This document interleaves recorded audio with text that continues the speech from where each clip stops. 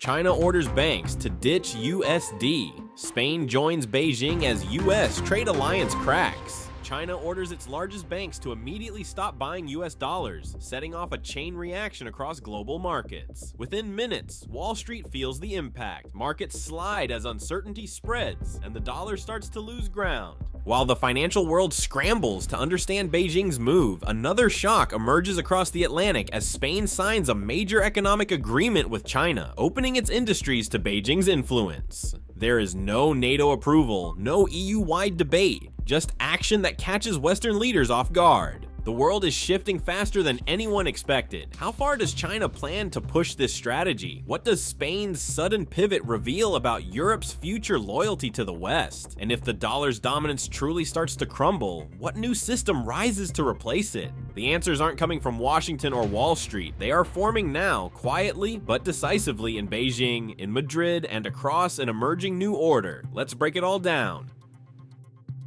Beijing's command.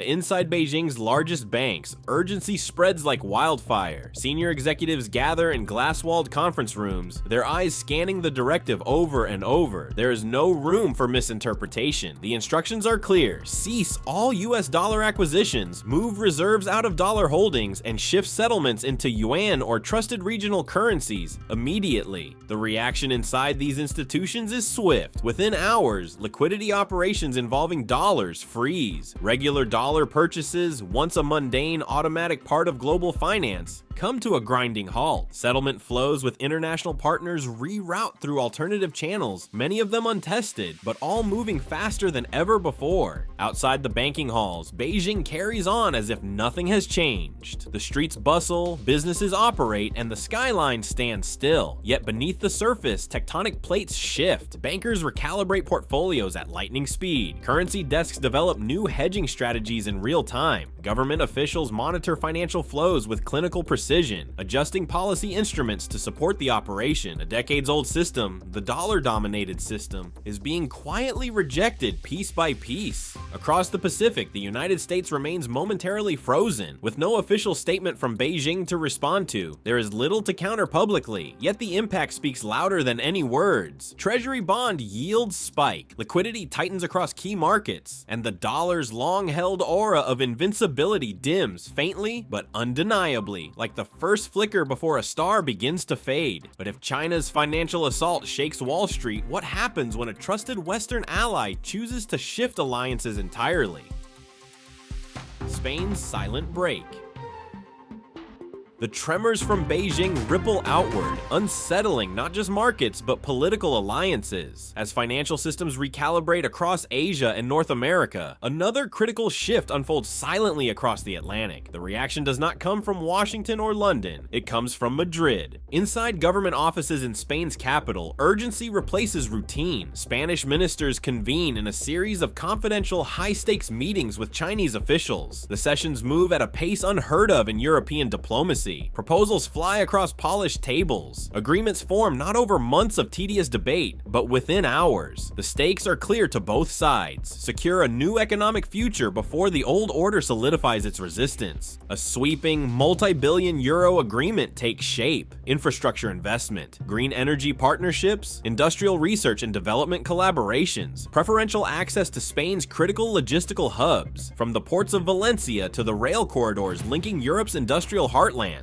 Direct Chinese investment flows into emerging sectors that will define the next phase of Europe's economic trajectory. Electric vehicles, artificial intelligence, battery manufacturing, critical minerals. By nightfall, the ink dries. Cameras flash at a carefully managed signing ceremony, projecting smiles across faces that, not long ago, publicly pledged loyalty to Western economic orthodoxy. The symbolism is unavoidable. Spain does not hide its pivot, it embraces it, but it does not ask for permission. Spain bypasses the traditional machinery of European governance. No lengthy ratification process, no endless rounds of debate in Brussels. The deal sidesteps EU oversight entirely, a breach of both tradition and trust. Spanish leaders frame the move as a matter of national sovereignty, emphasizing that in an increasingly multipolar world, flexibility is survival. Across NATO headquarters in Brussels, the reaction is restrained but heavy with concern. Official statements avoid confrontation, but behind closed closed doors, unease spreads. Spain's decision signals not just a policy shift, but a warning. When pressure mounts and opportunities arise, even long-standing alliances can fracture without warning. And just like that, another quiet, decisive break in the old system appears. Not with grand speeches or military conflict, but through signatures on a document that redraws the boundaries of global influence.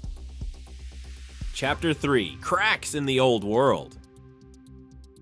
In Europe's political capitals, confusion and discomfort take hold. Brussels issues cautious statements about reviewing the deal's implications, trying to mask surprise with diplomacy. Berlin voices concern over Spain's unilateral action, questioning the wisdom of breaking ranks without European consensus. Paris warns of the dangers of strategic dependencies, a thinly veiled caution against deepening ties with Beijing. Yet for all the rhetoric, none act decisively. Public statements flow, but concrete action stalls. The old guard of Europe, built on process, unity, and cautious consensus, freezes in the face of rapid change. Economic realities tie their hands tighter than any treaty could. Inflation rages across the continent. Growth stalls. US tariffs on European goods, particularly electric vehicles, apply new and growing pressure. Living costs climb, public frustration brews, and political leaders face dwindling room for error. Meanwhile, China offers what Washington does not: immediate investment, infrastructure funding, and unrestricted access to emerging markets in the global south. Within this context, Spain's move doesn't look like betrayal, it looks like mathematics. When Washington imposes heavy tariffs on European electric vehicles, justifying them by pointing to alleged unfair Chinese subsidies, Spain does not cling to ideological loyalty. It runs the numbers. Costs rise, opportunities shrink, survival demands a new equation, and the answer points unmistakably east. Inside private government meeting, Spanish officials no longer debate allegiance, they debate viability. Clinging to the old order offers only stagnation, endless austerity, and growing irrelevance. Embracing new partnerships, however controversial, offers growth, jobs, and a future. As Spain pivots, a precedent emerges. Loyalty, once automatic, now demands justification. In a world reshaped by realpolitik and economic self-interest, survival comes first. Ideology follows later, if at all. Across the continent, silent calculations begin. Spain is merely the first to jump. Others quietly weigh the cost of standing still against the risks of moving forward. For now, the old alliances remain on paper, but their foundations crack silently under the weight of the new world pressing in. If alliances crack quietly in Europe, what happens when the very foundation of global finance starts to buckle? The economic dominoes fall.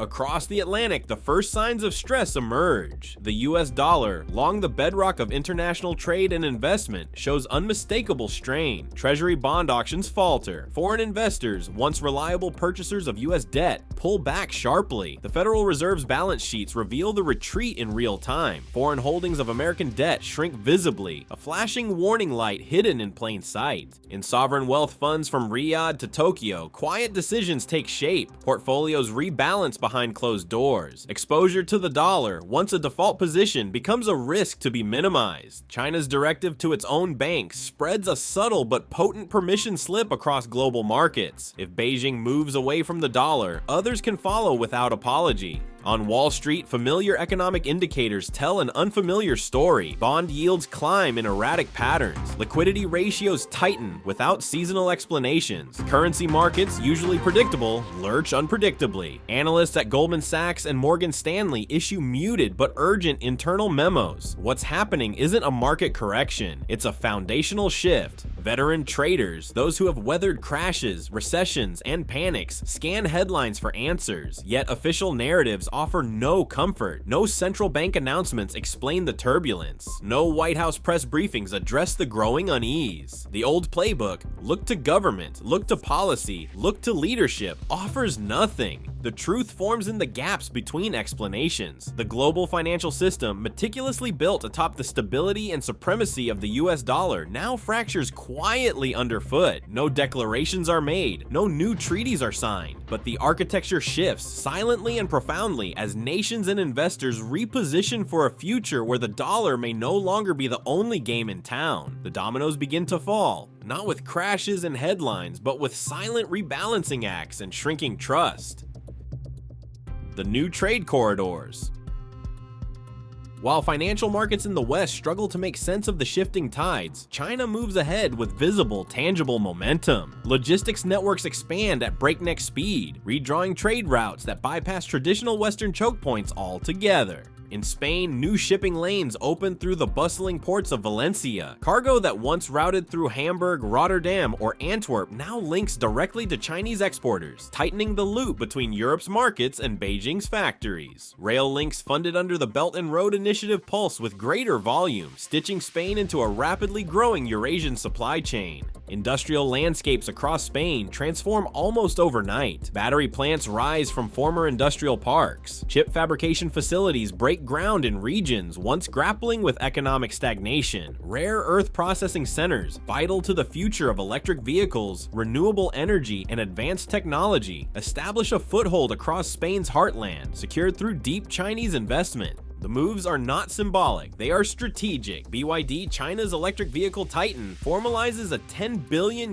investment plan centered in Valencia. The blueprint is massive: 2 vehicle assembly plants, gigafactories for lithium iron phosphate batteries, and coastal export terminals directly connected to North African and Middle Eastern markets. The scale of development is unprecedented outside Asia, a clear statement of Beijing's ambitions and its growing capabilities. Local Spanish officials, once deferential to European Commission guidelines and cautious about foreign influence, now champion these deals openly. In public statements, they frame the partnerships not as compromises but as opportunities. Spain's gateway to a new global order, a world where the East, not the West, dictates terms, a world where Spain is positioned at the center of a powerful emerging network rather than trapped on the periphery of a declining one. And as the infrastructure rises, so too does China's leverage. Every new factory, every new port, every new logistics corridor becomes another thread woven into Beijing's larger strategy. Control the supply chains, and you don't just control goods, you control futures. Spain understands this. China orchestrates it with precision.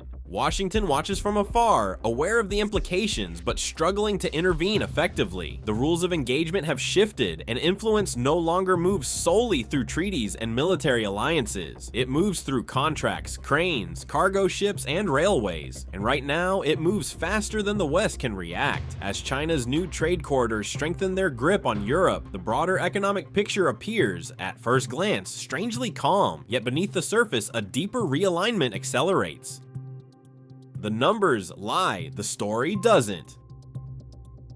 Official data suggests minimal disruption. Dollar indices fluctuate but remain within historical norms. Treasury bond auctions, while weaker, still technically complete with only slightly lower bid-to-cover ratios. Institutions like the IMF issue steady forecasts, soothing investors with assurances that global markets remain stable. On paper, the system holds. But the undercurrents tell a very different story. Chinese exports to the global south surge with new intensity, filling the gaps left by a retreating Western influence. Goods no longer flow directly from China to their final destinations. Instead, they reroute through Vietnam, Cambodia, and Mexico, disguising their origins, bypassing tariff walls, and moving faster than regulatory bodies can adapt. Customs data reveals the trend for those who know where to look. Imports labeled as Vietnamese or Mexican spike sharply, but supply chains inside China remain as busy as ever. Factories across Guangdong and Jiangsu hum at near-peak capacity, their products simply slipping through new channels. The Great Firewall shields the truth from easy discovery, but the footprints are unmistakable. Supply chains bend, twist, and realign faster than laws can be drafted. Regulatory agencies worldwide, overwhelmed by the speed of change, quietly admit enforcement gaps behind closed doors. Publicly, they maintain confidence. Privately, they scramble to understand how quickly the ground shifts beneath them. Meanwhile, the real economy,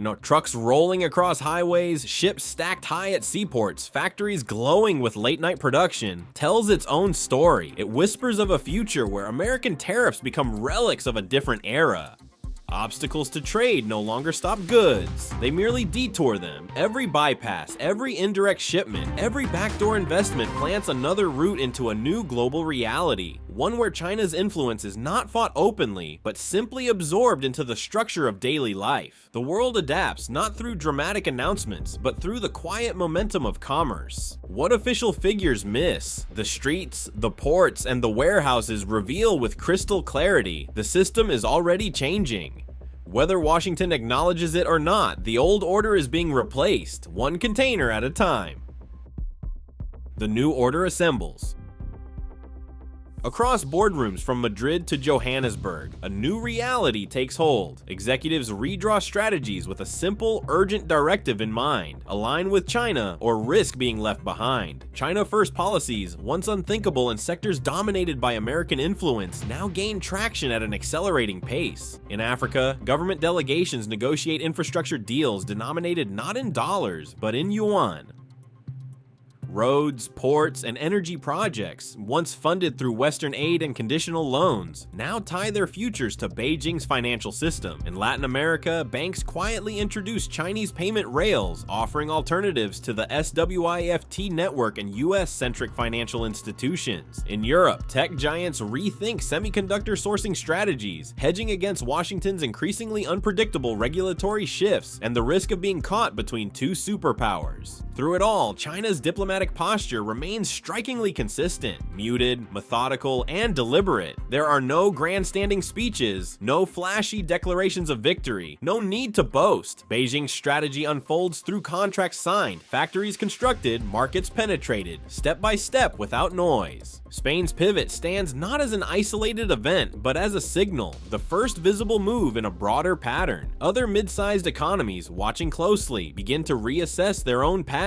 In quiet cabinet meetings and private economic forums, leaders tally the cost of remaining tethered to an increasingly volatile Western order against the price and opportunity of embracing a new global power. One by one, nations make their calculations. Loyalty, once considered automatic, now becomes a negotiation. Prosperity, access to supply chains, investment capital, and growing consumer markets weighs heavier than ideological alignment. The United States now faces a grim and unavoidable question. Without the binding power of the dollar, without the automatic loyalty born of past alliances, what remains of its global leverage? The answer is stark. Not speeches, not sanctions, and certainly not tariffs. Only influence remains. Influence that erodes faster with every bypass port, every rerouted shipment, every contract inked in yuan instead of dollars. As today's leaders quietly redraw the map of trade and power, the lines trace a new reality, one not led by Washington or Brussels, but shaped and signed with Chinese ink.